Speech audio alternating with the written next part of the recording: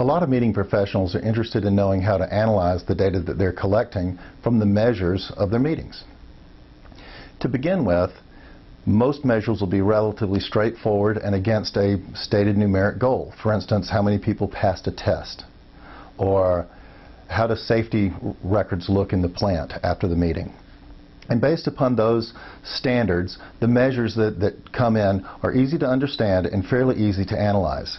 The only time you'd have any great difficulty would be if a number was way off the mark. For instance, where 80% of the people were expected to pass the test, only 30% passed the test, in which case you'd need to have some investigation go behind that.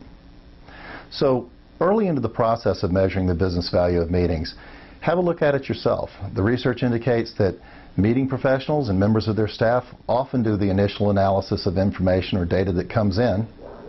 It's very important that they remain objective, however, and to always have peer review, always have someone else have a look at it to make sure that it looks real or viable.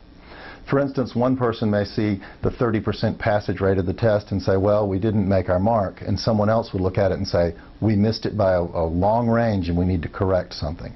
So it's always good for more than one person to look at it.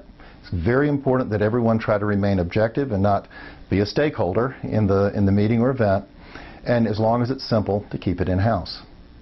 After several years of measuring, however, companies indicate that the best practice is to outsource the analysis of data.